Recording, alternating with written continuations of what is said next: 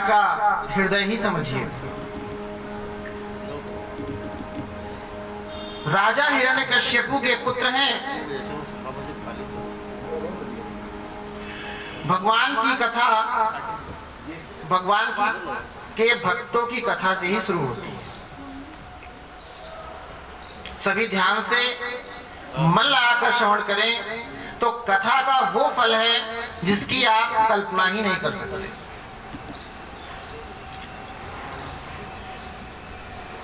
राजा हिरण्यकश्यपु के पुत्र हैं प्रहलाद, और प्रहलाद जी महाराज अभी 7 वर्ष के हैं। पूर्व काल में हिरण्यकश्यपु ने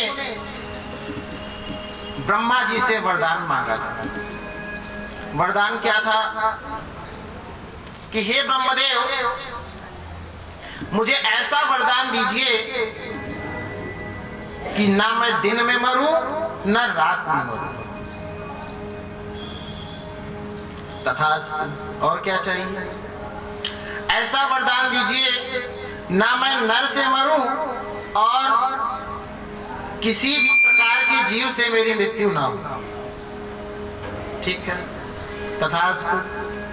और सबसे बड़ी बात तो उन्होंने ये कह दी कि ऐसा वरदान दीजिए 12 महीने में किसी महीने में ना हो। तथा ब्रह्मदेव है ही, जो तपस्या करेगा तपस्या का फल देने का अधिकार ब्रह्मदेव के पास है। अब जब राजा हिरण्यकश्यपु को ऐसा वरदान मिल गया तो वो अपने आप को क्या समझने लगता है? अहम ब्रह्मो अस्मि, मैं ही भगवान हूं। ऐसा मानकर वह अपनी ही पूजा करवाना आरंभ कर देता है।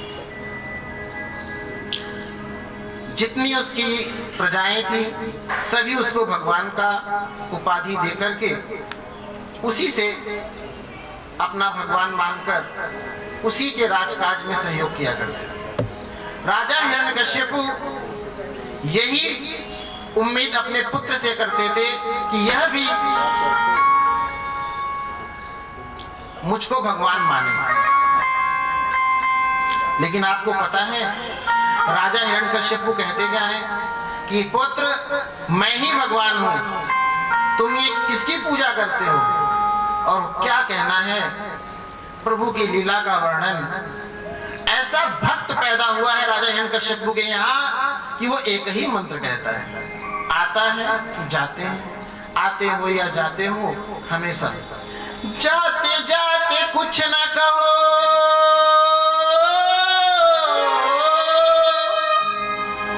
जाते जाते कुछ न कहो इसके सिवा। क्या कहा है? ओम नमो भगवते वासुदेवाय, ओम नमो भगवते वासुदेवाय, ओम नमो भगवते वासुदेवाय, ओम नमो भगवते वासुदेवाय, ओम नमो भगवते वासुदेवाय। इस महामंत्र का जप वह हमेशा किया करते हैं। तो कहते हैं नारायण कौन है? प्रहलाद जी कहते हैं कि पिताश्री यही तो भगवान है नारायण, आप भगवान थोड़ी नहीं है। You are not my god, you are my father, but God is everywhere. ईश्वर हर जगह है और जो श्रीमन नारायण है वो मेरे पिताश्री नहीं है। ऐसा किसने कहा?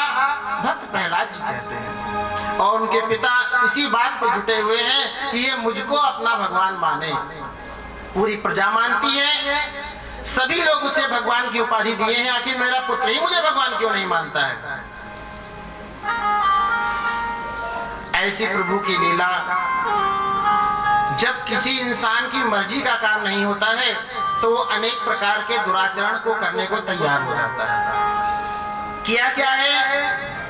ध्यान दीजिएगा, भक्त प्रहलाद पर इतने ज्यादा घर से ही पीड़ा प्राप्त हुई है। आज आप सब कहते हैं कि महाराज हम लोग पूजा करने बैठते हैं तो ये समस्या शुरू हो जाती है। अरे भाई, समस्याएं आपके साथ नहीं होंगी, पूर्व काल में तो बहुत समस्याएं उत्पन्न हुई हैं। आपको तो इंसान ही परेशान करते हैं, तब तो दैत्य भी परेशान किया करते थे। प्रभु की लीला बड़ी विचित्र है। करते क्या है प्रभु वो कर सकते हैं जो एक साधारण इंसान नहीं कर सकता है। प्रभु की दिव्य अलौकिक महिमा ऐसी हुई कि भक्त प्रहलाद जी को यह भी एक उनकी विस्तार करना है, उनकी रचना का विस्तार है कि राजा हिरण्यकश्यपु ने सर्वप्रथम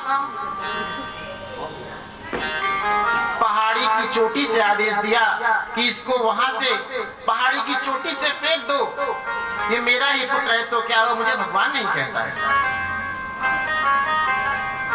आप सोचिए वो पिता कितना अधर्मी है जो अपने पुत्र के लिए आदेश कर दे कि आप इसको फेंक दीजिए, ऊंची चोटी की पहाड़ी से आप गिरा दीजिए। वाह रे प्रभु तेरी माया।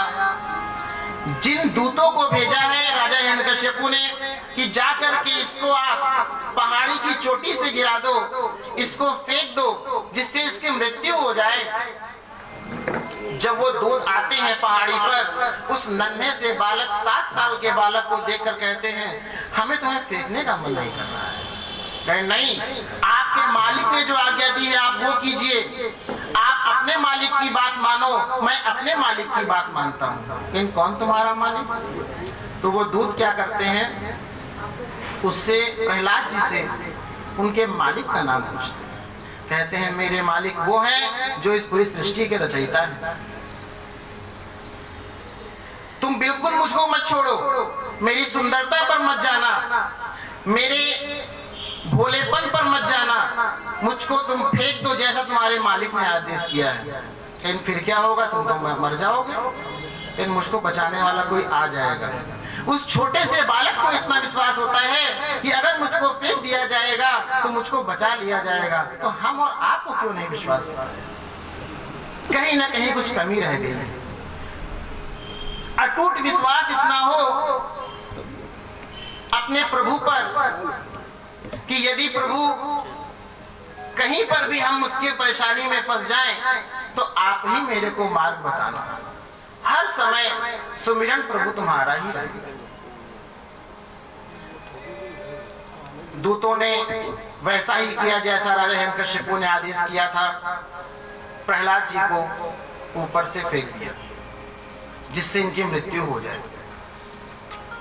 जब फेंका गया तो प्रहलाद जी क्या कहते हैं, देख लेना, इन्हीं से कहते हैं। कहीं देखना क्या है, नहीं देखेंगे तो क्या होगा?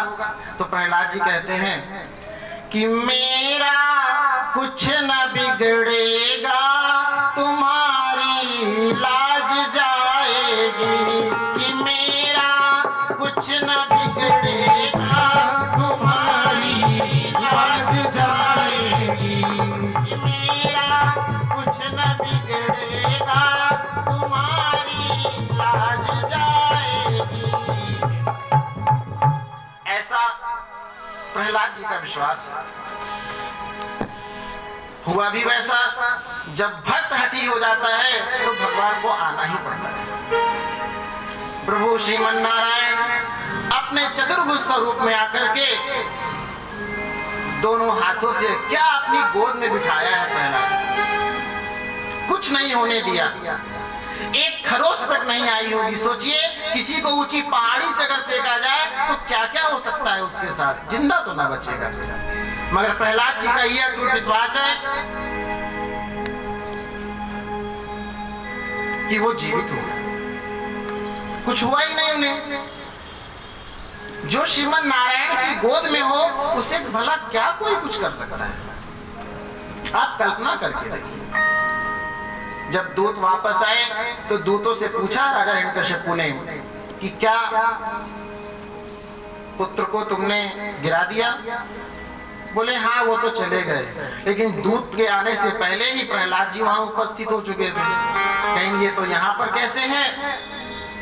कहते हैं ये मेरे परमेश्वर, मेरे प्रभु की कृपा है, जो मेरे भगवान हैं उनकी कृपा से मैं बच गया।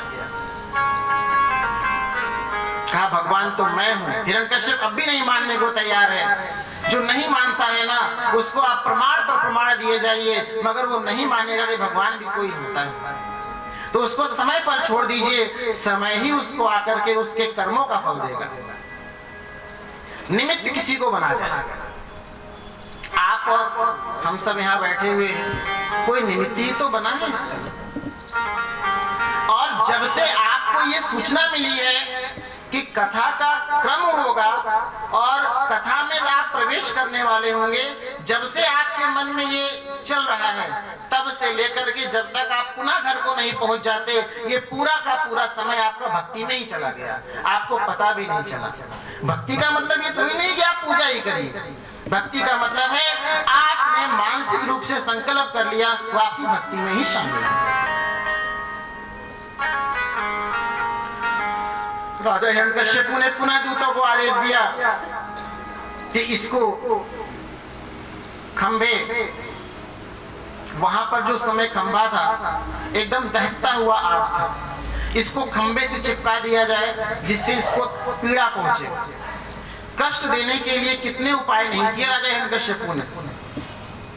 एक बार विश्वास जगमगाया है प्रहलाद जी का,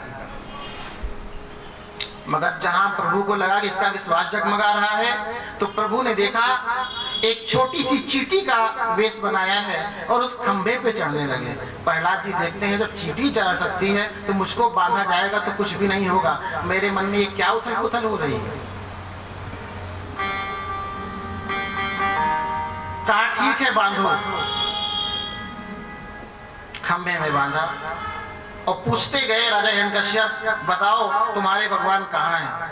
कहा जिसमें आप बांधने जा रहे हैं ना, इसी में मेरे भगवान हैं। ये विश्वास होता है, जिसमें आप बांधने जा रहे हैं इसी में मेरे भगवान उपस्थित हैं। कहा ऐसे कैसे हो सकता है? एक मुष्टिका का प्रहार किया, हिरण्यकश्यप उन दूतों से करवाया और जैसे ही मारा है, तत्काल उसमें से दिव्य शक्ति नरसिंह भगवान पैदा हुए हैं, उपस्थित हो गए सभा के बीच में। वो नरसिंह भगवान की पूरे में हाहाकार मच गया सभा में। नरसिंह भगवान वहां पर प्रकट होते हैं, श्रीमन नारायण स्वरूप, जिसको देख करके जब बड़े बड़े वहां पर डर रहे हैं, तो आप ये सोचिए उस छोटे से बालक का क्या हाल हुआ होगा, क्योंकि उसने तो भगवान का स्वरूप वही देखा है, चतुर्भुज स्वरूप में है, बड़े कोमल है, बहुत प्यारे लगते हैं, मगर यहाँ भगवान कैसे प्रकट हो रहे हैं? नरसिंह स्वरूप में। आधा नर का स्वरूप है और आधा सिंह का स्वरूप है। और खूब गर्जना की है और गर्जना करते हुए आगे बढ़े। प्रहलाद को कुछ नहीं किया, लेकिन प्रहलाद तो छोटे हैं, उन्हें तो डर लग रहा है कि ये कौन आ गए हैं, इनको तो मैंने बुलाया भी नहीं था, अरे भगवान ने अपना परिचय भी नहीं दिया। राजा हिरण्यकश्यप की ओर दौड़े और ये राजा हिरण्यकश्यप को घसीट करके लेकर गए, चौखट पर लेकर आ गए। कहा याद करो पहला वरदान, ना दिन में मरूंगा ना रात में मरूंगा। कहा ठीक है, समय तुम्हारा आ गया है, ना दिन है ना रात है, शाम का समय। और क्या वरदान मांगा था?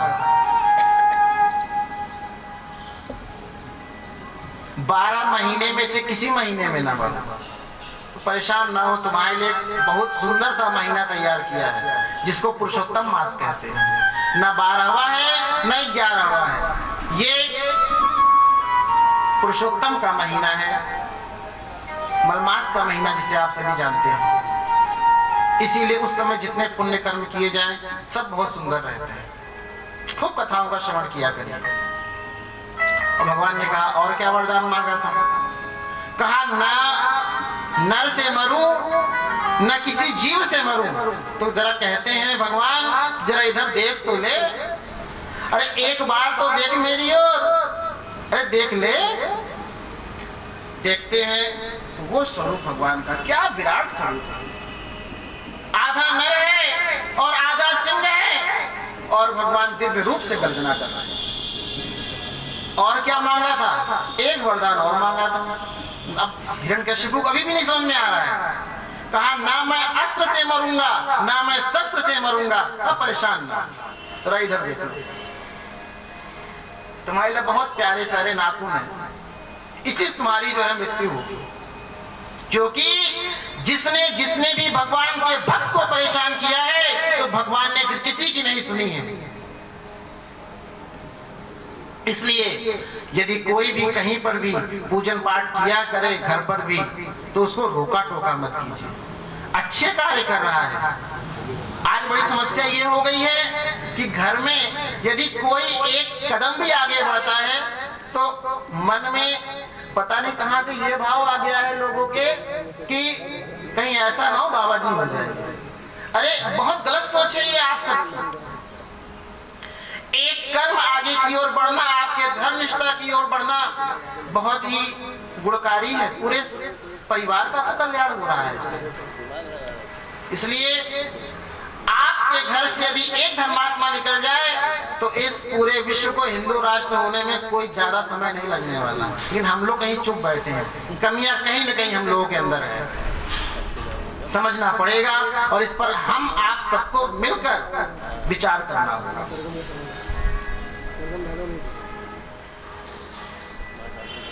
राजा हिरण्यकश्यपु ने एक और वरदान मांगा था ब्रह्मदेव से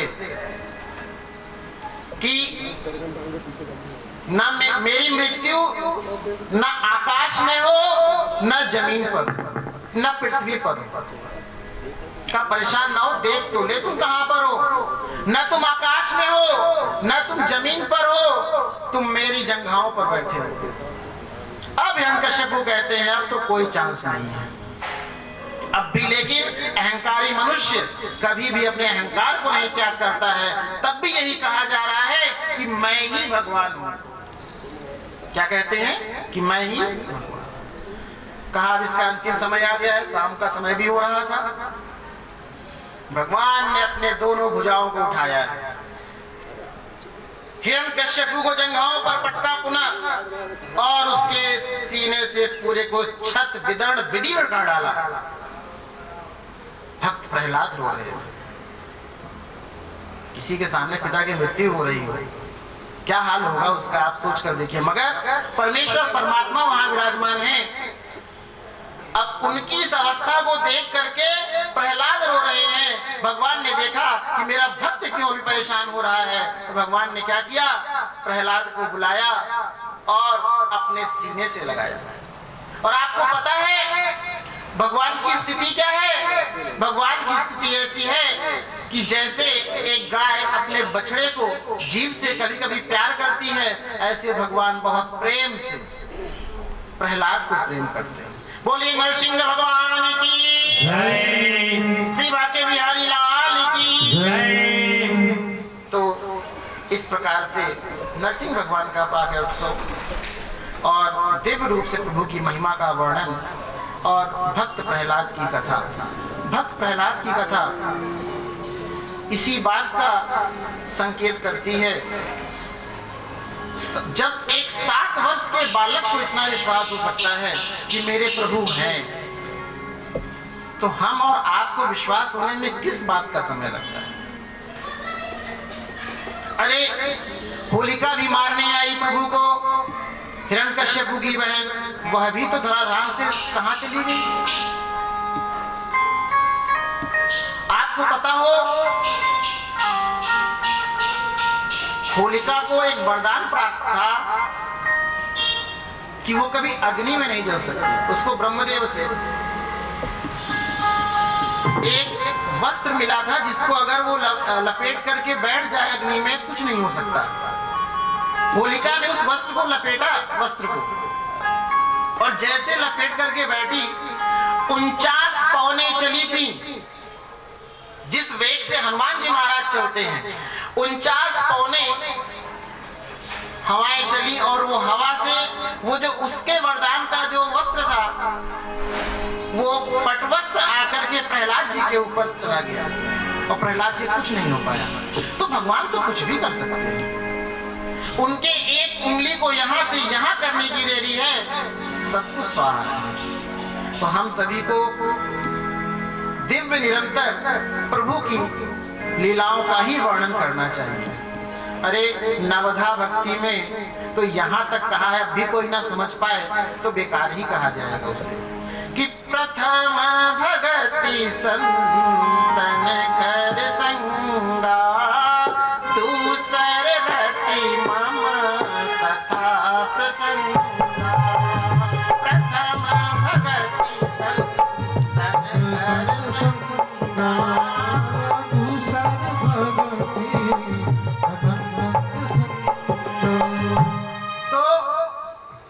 प्रभु की ऐसी लीला है। जब खुद प्रभु श्री रामचरितमानस में गोस्वामी जी महाराज इस बात को कहते हैं,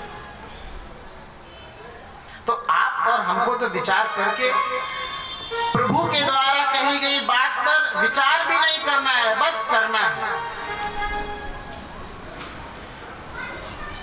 इस प्रकार से प्रभु पर अटूट विश्वास बनाए रखें तो सभी का भला होना निश्चित है। बोलिए सर्वेश्वर श्री प्रभु श्री बाके बिहारी लाल की जय।